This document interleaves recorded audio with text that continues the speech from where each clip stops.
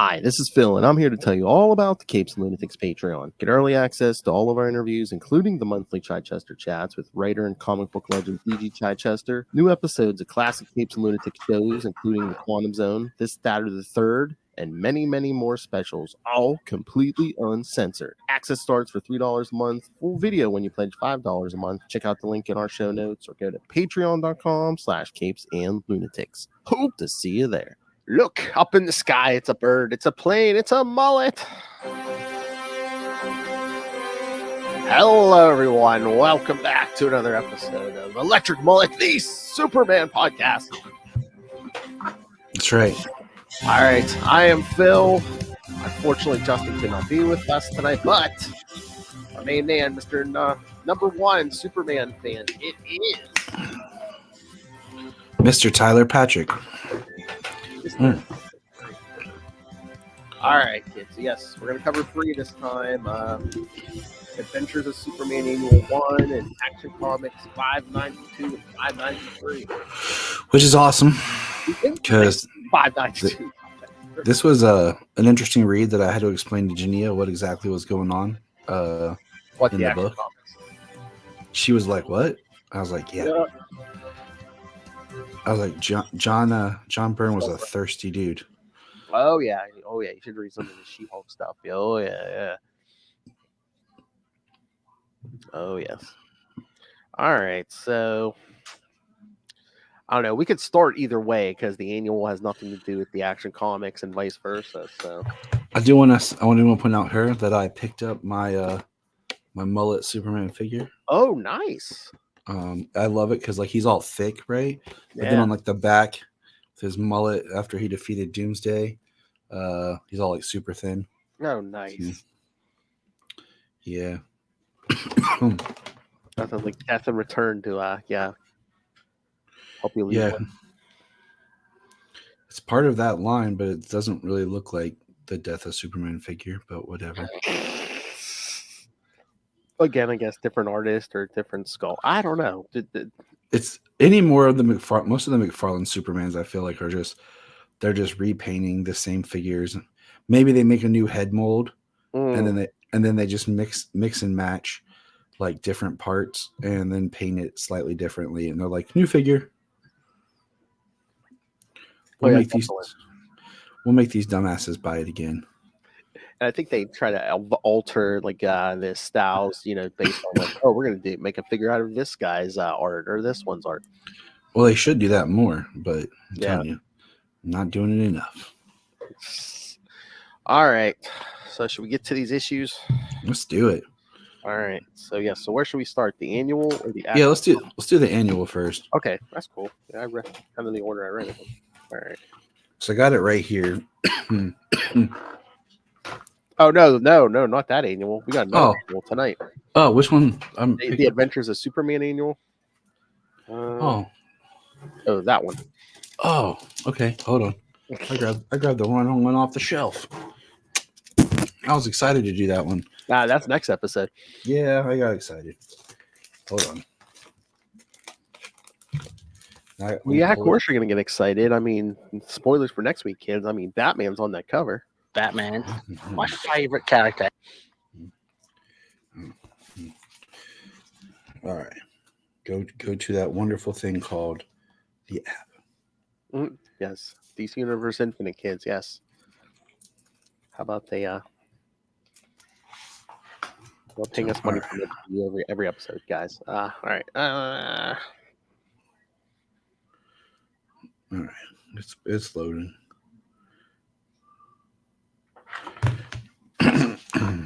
I was pulling up the synopsis and I thought I had read this. This was newer for me, but I do remember this villain that will reappear at least one more time, and I remember reading that one. But yeah, that's so weird because it's like Adventures of Superman Annual 1 is on the app. Action Comics Annual 1 is not on the app, so it really makes you wonder. I know. All right, it's loaded. All right. Hell below.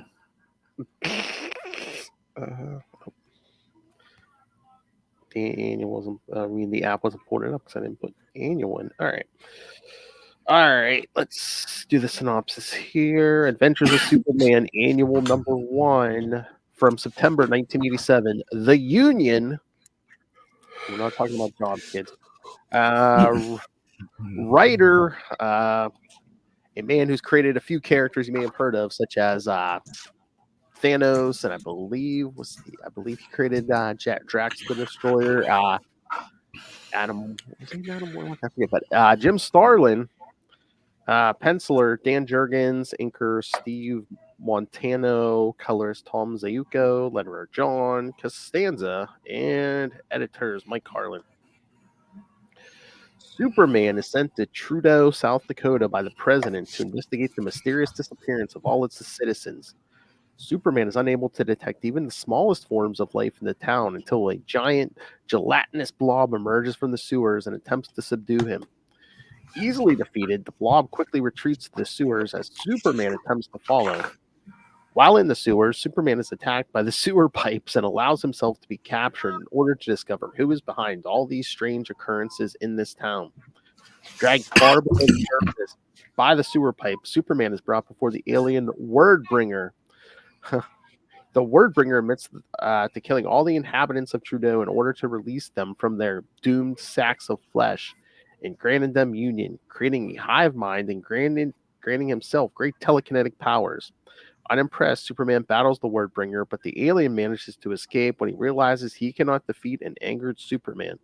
And that's where the synopsis ends. But I mean, I thought the heavy end. They didn't even mention the heavy ending. I just I like that this is Dan Jurgens' art. Yeah, but it looks like Dan Jurgens, but it's like early Dan Jurgens. Yeah, maybe it's just because it's a different inker. Yeah. Before, like, even just some of the details before, like, we really get that, Dan Jurgens Superman. Mm-hmm. Oh yeah. Yeah, it's very early Dan Jurgens, and it's a different inker and stuff. But yeah, so I mean, what did you think of this?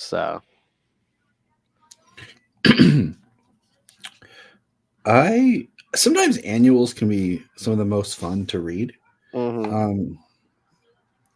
because they're usually kind of like one and done stories. So I thought this was really good. Some of these that we've read, I could see being animated episodes. Mm-hmm. And this is one I think would be really interesting to do. Yeah, except for maybe that ending, because kids, the brain. Yes, he's taken every citizen's brain and created like this collective. It's almost like they're almost in this machine. Yeah, it's like Brainiac, but he collects brains. Yeah. Like I said, we'll see him one more time, but no, the bodies, all their bodies are gone. They were used to create this giant creature, and then they're just like, we don't want to live like this, so they basically use their telekinetic force of mind to make Superman pull the switch that'll like kill them. And that's heavy. Mm-hmm. When you see him go down to like,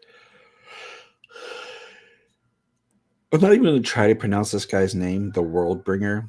Oh yeah, the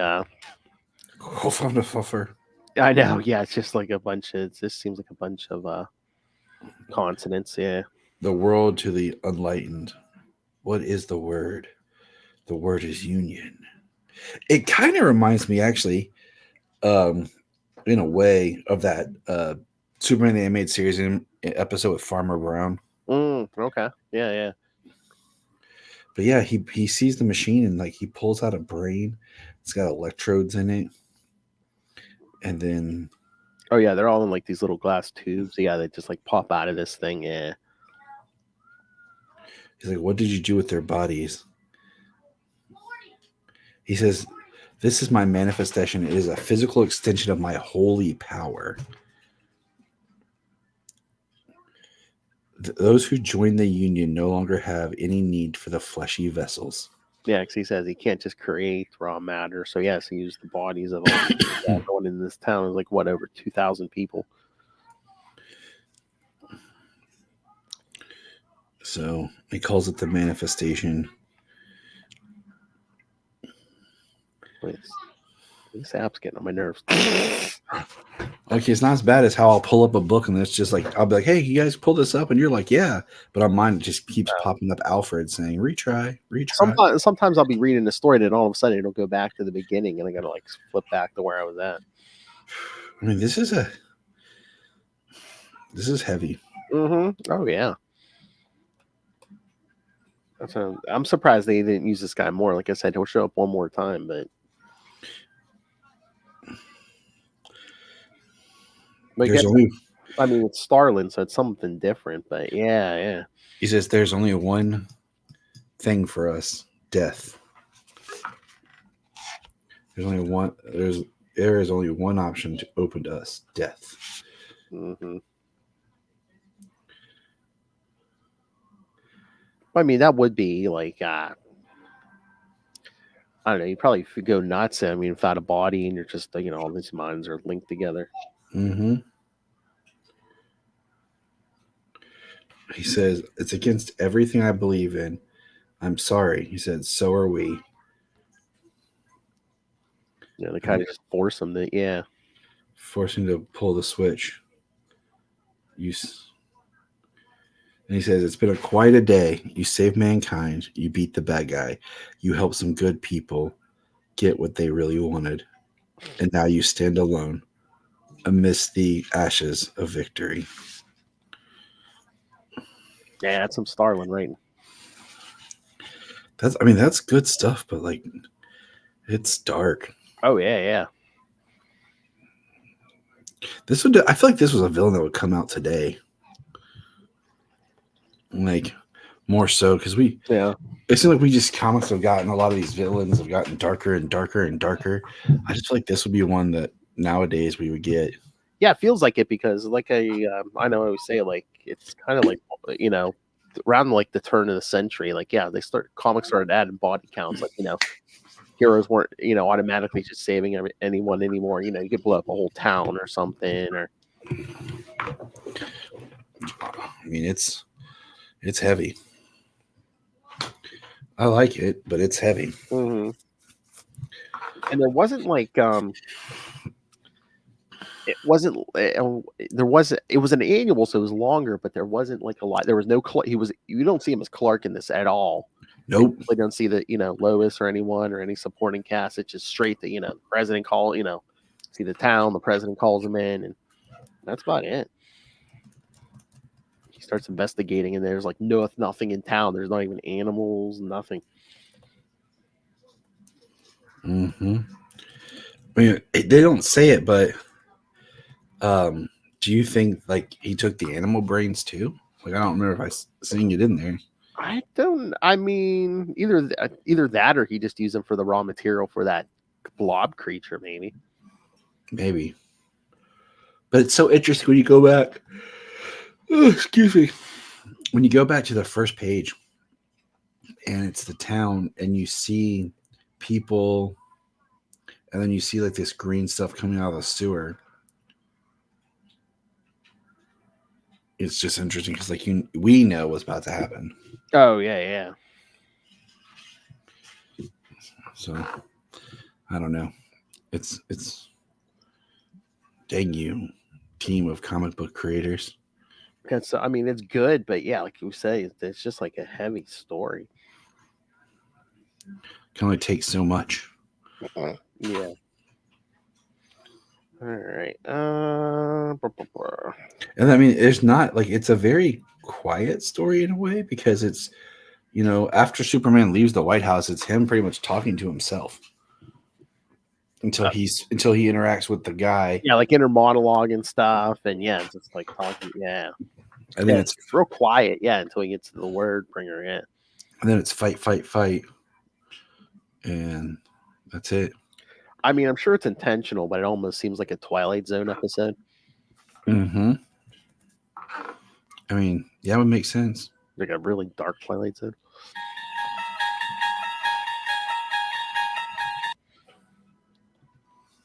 All right. Sorry, I'm gonna like relog into the app. All right. Log in. But yeah, I mean, again, it's like it's a pretty straightforward. Well, it's a heavy story, but it's like a pretty straightforward story. Yeah. It's definitely a story for Superman where you feel like you're kind of aging up with the character in a sense. Yeah, I think that was like the whole. It seemed like that was like the whole point of like everything. Like immediately after post crisis, they were kind of trying to make it more mature and sophisticated. All this stuff, and Well, almost like as we said before, like more realistic because we really powered down a lot of people, like Superman and the Flash.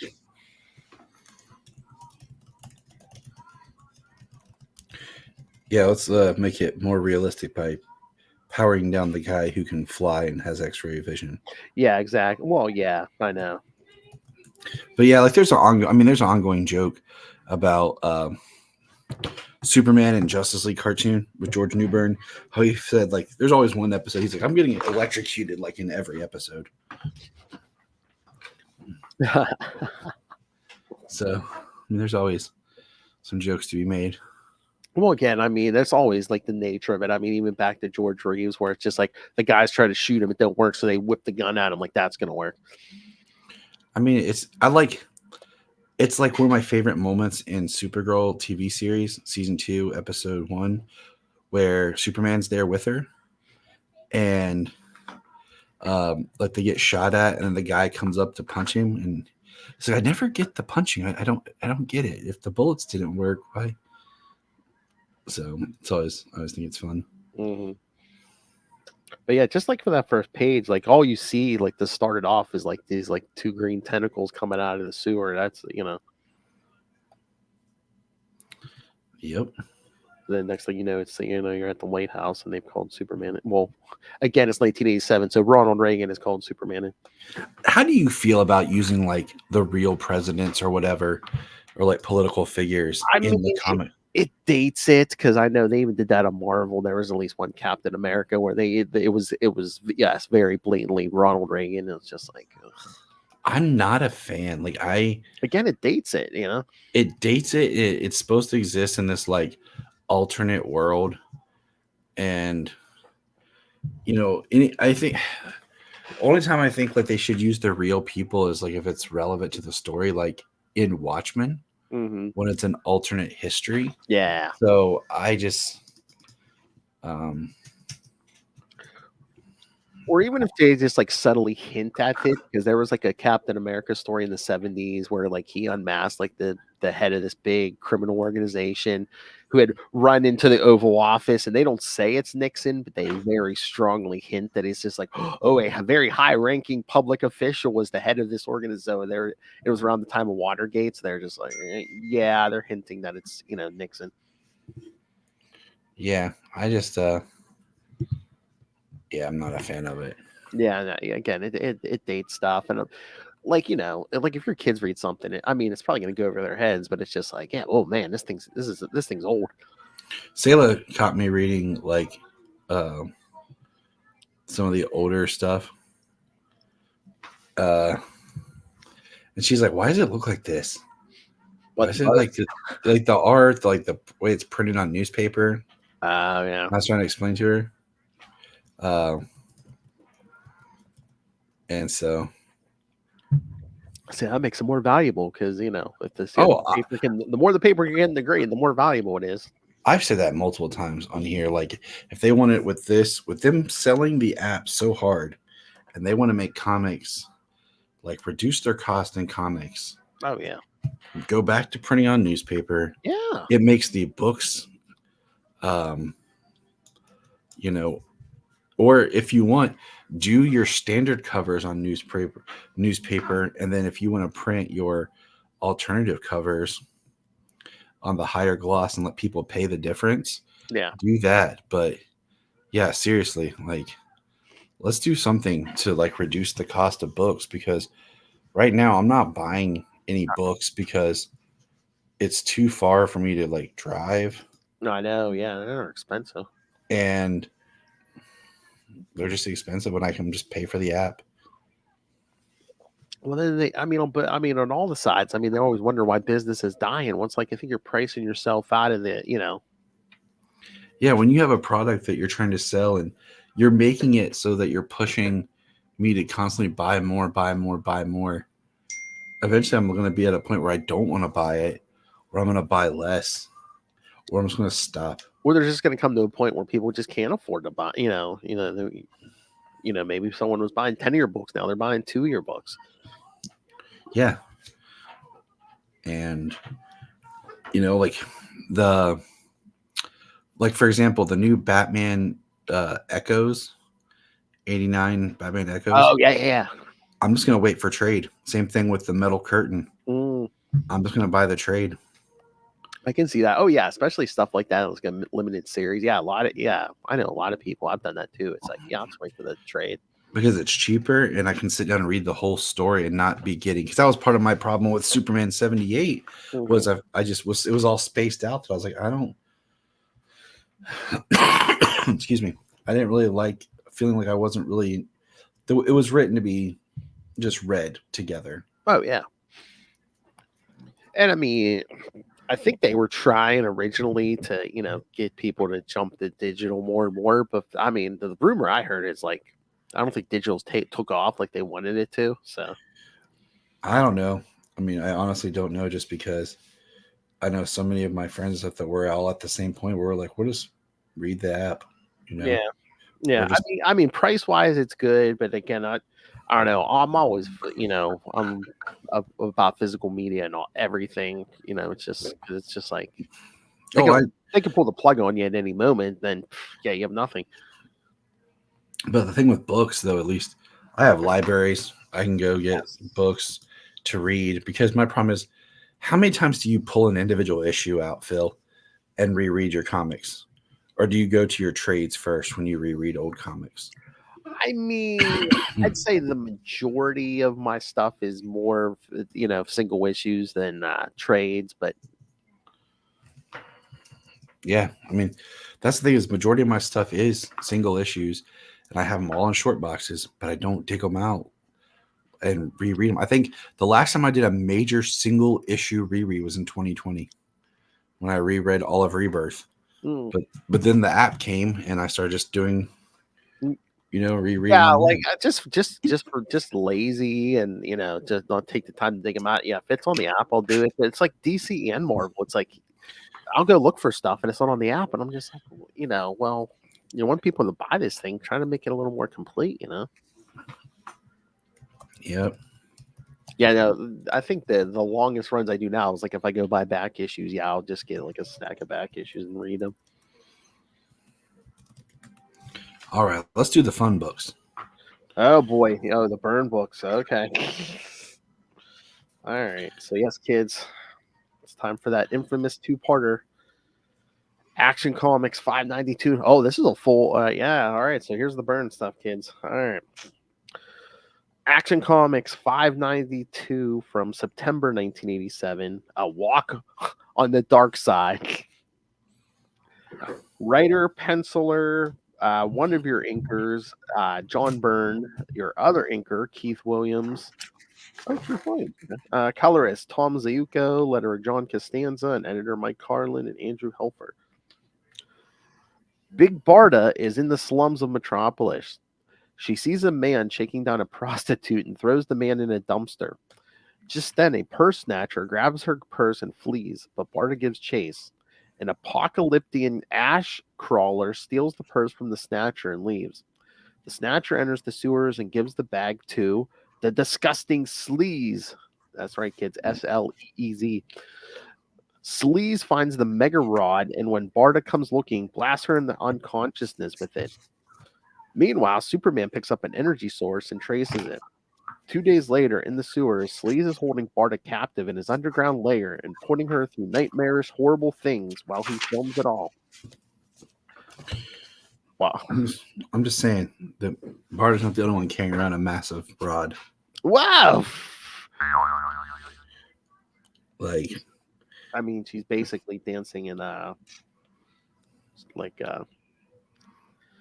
it almost looks like big strips of whatever. Yeah. While Sleez makes Barda dance, he explains his origin, how he got to Earth because Darkseid deemed him too disgusting for Apocalypse. Barda, who is just too tired from everything Sleez has put her through, falls to the floor. Sleez approaches her and firmly grips her face in his hand while telling her that no one shall stand against him. Barda looks at him and says, "No, please, not again." Just then, Superman arrives just in time and tosses Sleez into a wall. Superman asks who she is, and she introduces herself. Barda then grabs the Mega Rod and attacks Superman, claiming that she believes Superman is just another part in Sleez's plan to break her. But none shall break Barda. But before she can kill Superman, Sleez still steals the Mega Rod from her again. Sleez then puts Barda and Superman under his hypnotic control.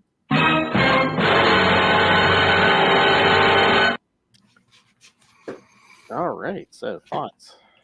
Well, first of all, very important line in this issue is, I'm pulling it up right now. Barda, the wife of Scott Free, Mr. Miracle. Just want to highlight the wife of.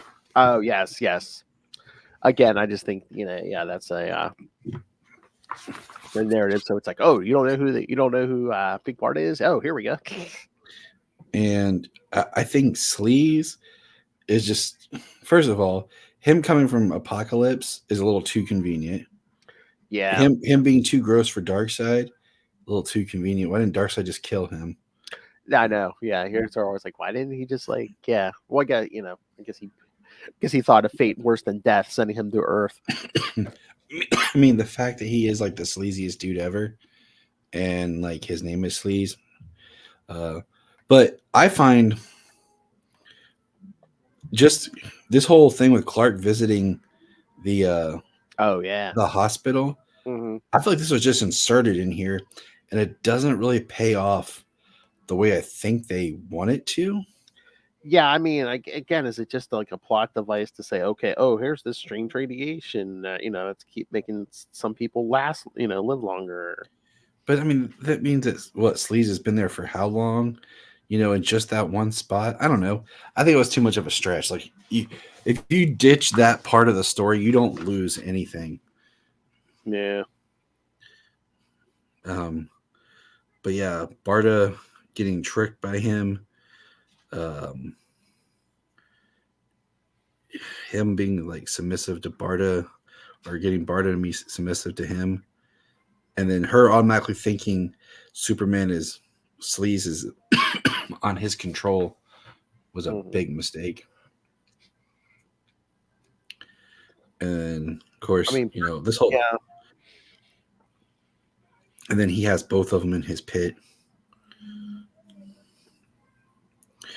They just fall down. Also, she's in Suicide Slums, right? Yeah, I think And they talk about how horrible Suicide Slums is. Like, it's like, I tried to stop this as Clark Kent. I tried to do this even as Superman, and I couldn't make it work.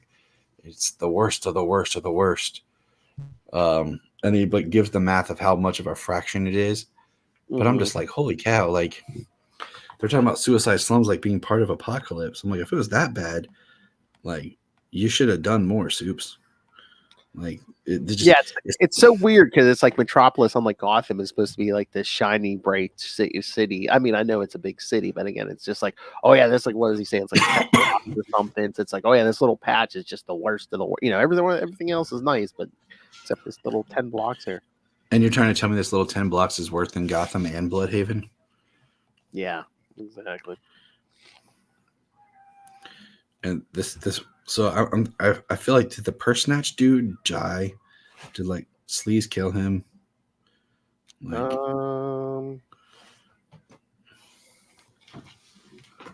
I think he might. Well, they show him hanging upside down. Is he like? I mean, his eyes are open. It looks like he's. Does it look like he's dead? Like his eyes are like bulging outside in it. Yeah. I got a little girl sneaking down here and should be in bed. Oh.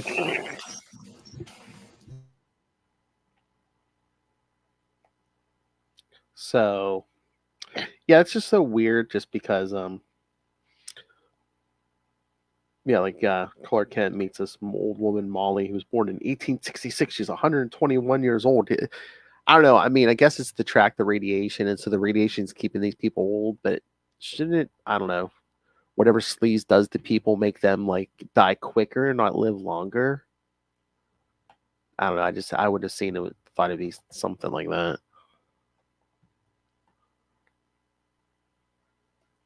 Oh, you're muted. Can you hear me? Yeah, I hear you now. I don't know what has happened. Like my hold on a second. Like you got kicked out. Like it cut my microphone off. Huh. And like my speakers, like you're now my computer speakers instead of my headphones. Huh. Weird. Yeah, I don't know. Me and technology are not having a good time. But anyways, yeah. It was really weird. Yeah. And again, Sleez wouldn't have been able to pull off any of this if he hadn't got his hands on that Mega Rod. It just kind of makes you wonder, right? Yeah. And I guess we have to have Barda kind of blast Superman and kind of knock him out just enough that he can fly out of that pit. Just enough to knock him out so that Sleez can trick Superman into, using his powers against him.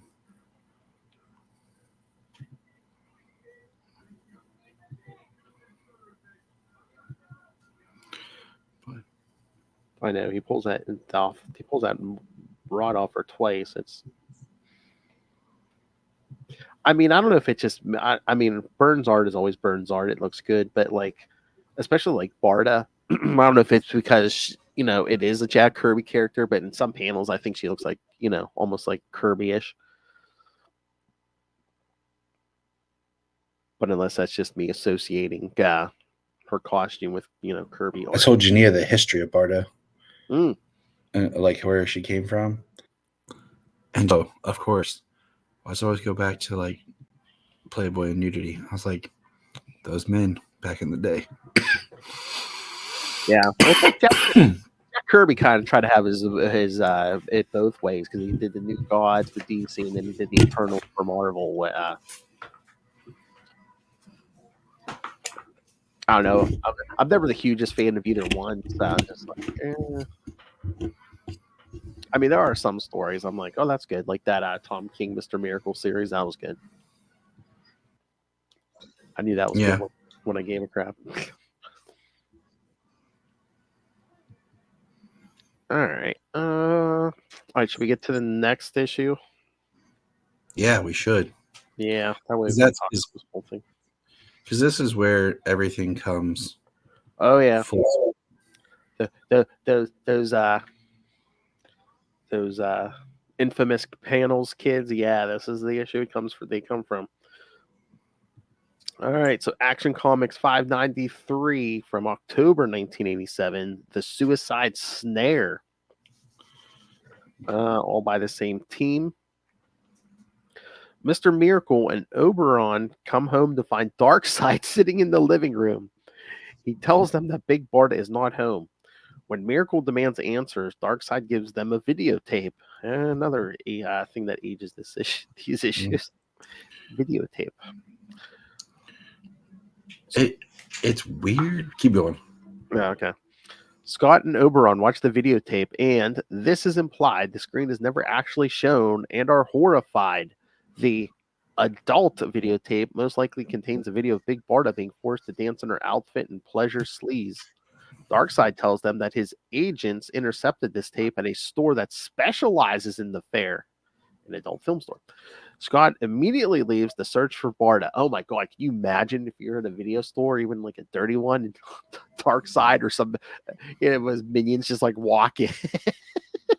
I mean, Sleez is not the most normal looking person, and they really play it off like when he comes in, let's see if he's when he's like with that producer guy or whatever. Yeah, he's like, yep. I guess the guy's like, I don't care, I'm making money. I mean, he looks shady. Yeah, I know. He brings in Superman.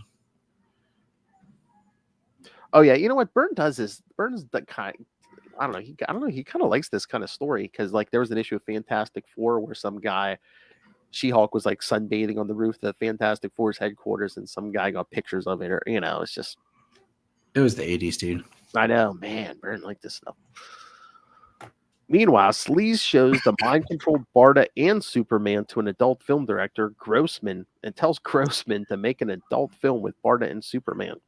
When Grossman inquires, Sleez tells him that the film will make Sleez enough money to raise an army to get revenge on Dark. Okay. Yeah, I'm not sure if that works. So. Yeah. After getting beat up by a gang of hobos, Scott finds the studio and watches through the skylight as the movie is being filmed. We then cut inside where a steamy romance scene with Barda and Superman in bed is being filmed. Grossman cuts and says that he wants passion and raw, seething emotion. Grossman says that Superman's got all the sex appeal of a side of beef. Sleez, meanwhile, finds that Superman is fighting his mind control. He continues to make Barda and Superman interact on the bed so that he may have a feast of emotion when he brings out Superman's inner depravity. Mr. Miracle, who can't take any more, crashes through the skylight just as Superman and Barda passionately kiss. Barda and Superman are then broken from Sleez's control. Sleez flees and sticks his ash crawler on Scott and Barda. Barda kills it, and Superman chases it. Sleez strikes a match from his pocket and apparently blows himself up, leaving behind a very bewildered Superman. Superman and Barda later decide not to try and recall what happened to them while Sleez was controlling them. The three then awkwardly part ways. Yeah. So just like Justin, made the comment about the Superman's lost child on Apocalypse, there might be a child that's out there that's part Superman, part Big Barda. Oh yeah, in this era, man, Superman would have a lot of illegitimate kids running around. This could be a kind of like a Damian Wayne type thing for Superman, like his lost child with Barda shows up. So just saying,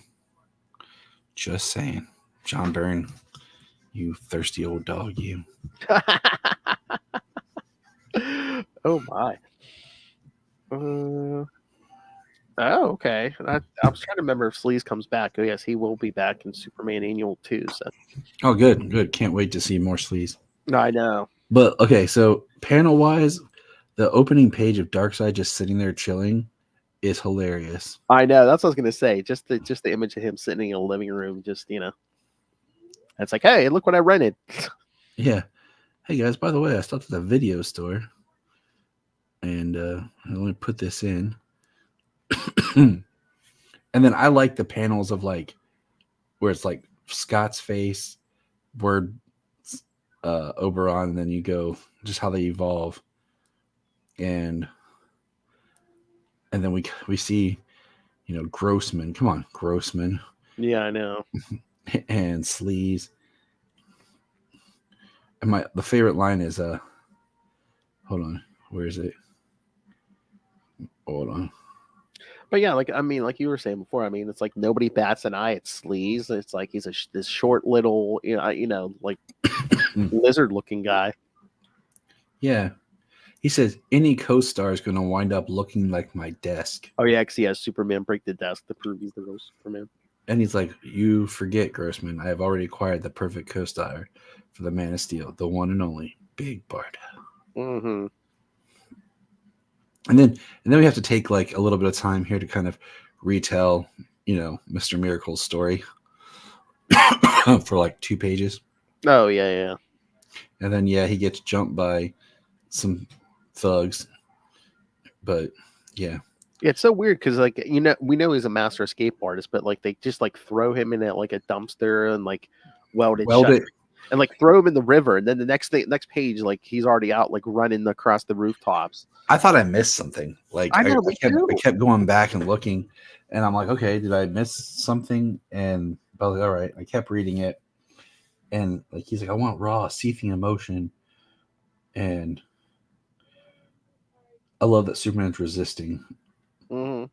Well, it's like they say, it's like you really can't hypnotize someone to do something they wouldn't really do. And then I love the shot of Mr. Miracle busting through, and then the giant squid looking monster thing that just mass tissue that came out of nowhere. Oh yeah, lots of squid like tentacle creatures this episode. And then Barda is kills it, like you said. The panel that gets me right here is the one that says where it's Barda and Superman looking at each other, and then Scott's in the background in the center, just kind of like looking at them both, pissed, like. Oh, when they say, "Oh, maybe it's better we don't remember what happened." It's like, okay, is that really what happened, or are they just for the sake of Scott just saying, "Oh, we don't remember what happened"? That's the thing that's interesting is it's all about alluding to things. Yeah. Like the video that he originally watched, was it Barda dancing? Was it Barda and Superman? Because he's like really upset. And then the way they're talking, like something happened. Well, all we saw were they kissed. Mm-hmm. So it's like, well, they even said it might even be Sleez might have had her done something to him. But yeah, they don't show the screen. So I mean, this is like some Me Too stuff right here. Like this would not oh pass the yeah. way. Oh yeah, again, I mean, we kind of gloss over it like we do a lot of times. This happens in comics. I mean, she's pretty much been raped. I mean, if Sleez did anything to her, she's pretty much been raped. Yeah. And it's horrible. Like it's big Barda though. Like not that anybody needs that or anything, but like you just took a very powerful, oh yeah, strong female character and you brought her down as if she's nothing. And I don't like in just the regular comics, you know what I'm saying? Like how many times do we like even I don't know, like this happens and it's like, oh, we got to think of what's the worst thing that could possibly happen to make our emotional punch work, and they want to do that, and I'm like, do we really need that to make our story work? Yeah, because you're real, it's almost like fridging. I mean, I get. I mean, we're trying to show Sleez is the worst of the worst, and I think they even say in here it's just like, why did Darkseid give Mr. Miracle the tape? Oh, it's just, he wanted them to do his dirty work and get rid of Sleez. So yeah. So I don't know. It's funny just because you get that. I mean, that shot in the beginning of him sitting in the living room there. Is he drinking like wine or something? Because he's sitting there holding in that easy chair, like holding a glass of something. I'm like, that's funny. Just Darkseid just sitting there like drinking like wine or something. And again, holding a videotape. But yeah, kids. I mean, yeah, this one. I mean, I see every couple months. I swear, this makes someone's list of the most cringeworthy comics or something. I mean, it should. Oh yeah. And you were saying about Sleez being from Apocalypse. I guess that kind of makes sense too, just because it's like just not anybody could brainwash Barda or Superman. So yeah, I mean. But I don't know. It's just like, oh, he happens to stop a purse snatcher that happens to have the apocalyptic tech. Yeah. And it's like Superman or no one else has come across Sleez in the last. I mean, because they said he's been on Earth for a while. What like? Yeah, they said millennia. I thought. Yeah. It'd been. I don't know. I think it'd be more interesting if Sleez had kind of been sleazy, but not in a obvious way. Like, and he's kind of like this. He's been around. Kind of influencing people, or they showed like he was like rich or something, but it's because he had like swindled people this whole time, or like he had been like influenced people actually breeding the Sleez, or he was part of the reason why why Suicide Slums was Suicide Slums. I mean, maybe you could say he was, but yeah, then it's like I don't know. It just makes it more intricate to the story. Yeah, I feel like it gives him more of a purpose. But then I guess, but Suicide Slum keeps going after he's gone now. So yeah, I forgot. Yeah, they do explain later. Mr. Miracle says how he cut out the bottom from the bottom of the dumpster, but yeah, I know. I was just so. But it's so weird because it's like, yeah, then Sleez tries to control Mr. Miracle when he says, you know, it's not going to work because Granny he was trained by Granny to resist all mental control. But I'm like, meanwhile, Barda and Superman can't resist. I mean, wasn't Barda one of her work? Didn't she work for Granny? I'm like, wouldn't she be on get the same? Oh, hey, you know, how to resist mental control and stuff. Mm-hmm. But meanwhile, Barda was like the first one to get mind control. So, yeah, very, very interesting, but yeah. And again, they kind of like, lay the groundwork for it's like, well, because Clark's like, I thought Sleez is dead, but you know, all those people he's keeping alive are still alive. So, you know,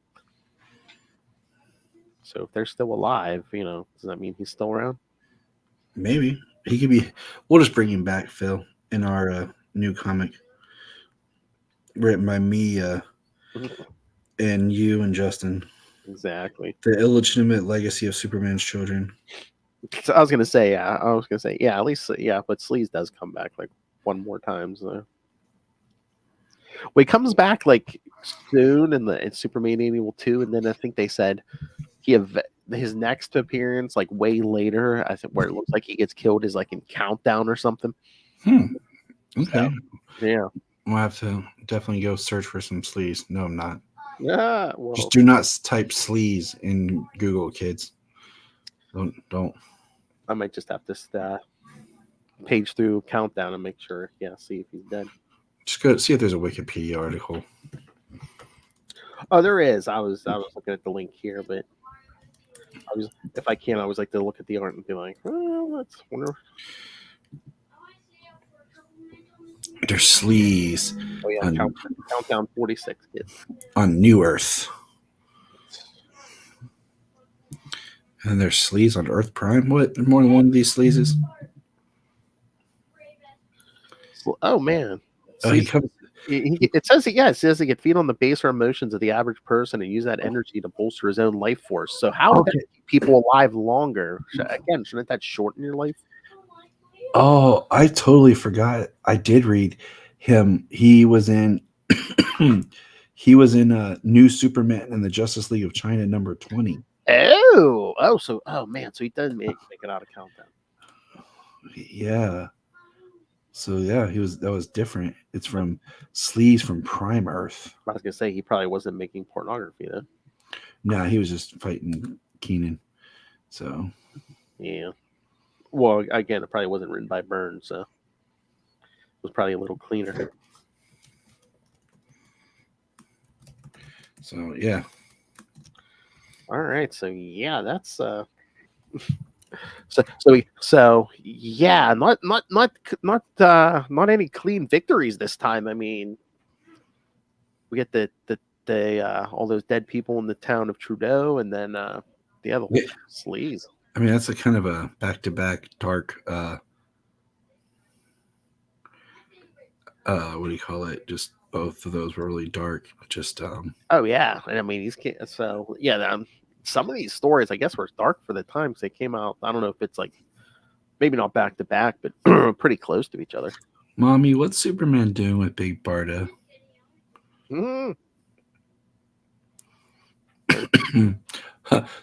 Put that away, kids. Can't be reading that filth in here. It's trash.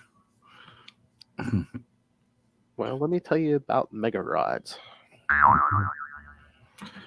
But yeah, it just both of those were just dark for different reasons. Oh yeah.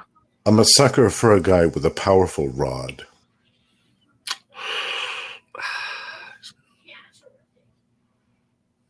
You're here in spirit, Justin. All right. So, anything else, Mr. Patrick, or should no? I'm good to go, man. That was homework on here. Get out of here. All right, kids. So yes, next time we're gonna All right, two issues. We're gonna do that Action Comics Annual 1 with Batman on the cover, and we're gonna do Superman number 11, the first post-crisis appearance of Mixie.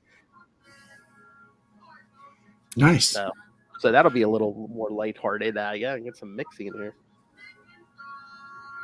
I believe I've reread that action in a while. I think that's Batman and Superman versus vampires. So.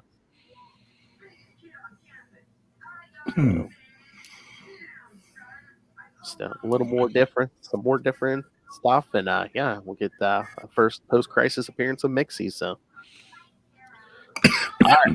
all right. So send us your thoughts. Email us CapesandLunatics@gmail.com or call the voicemail 614-382-2737. That's 614-38-Capes.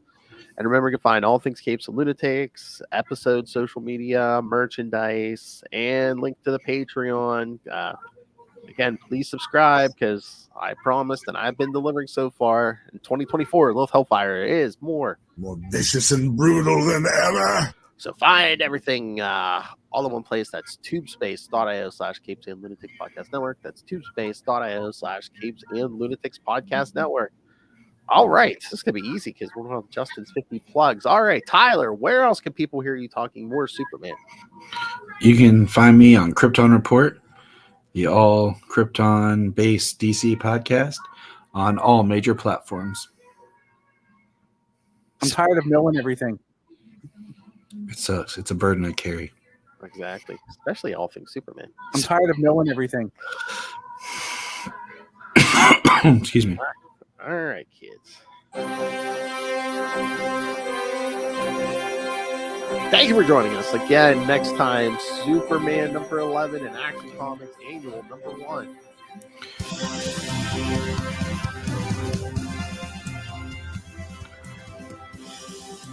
And hopefully a little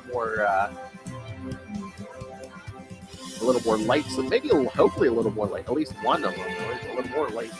Again, these were heavy this time.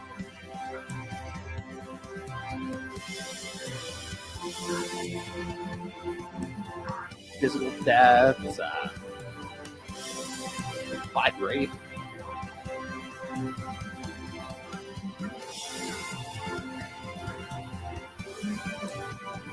All right, kid. Excuse me. Justice in the bullet way.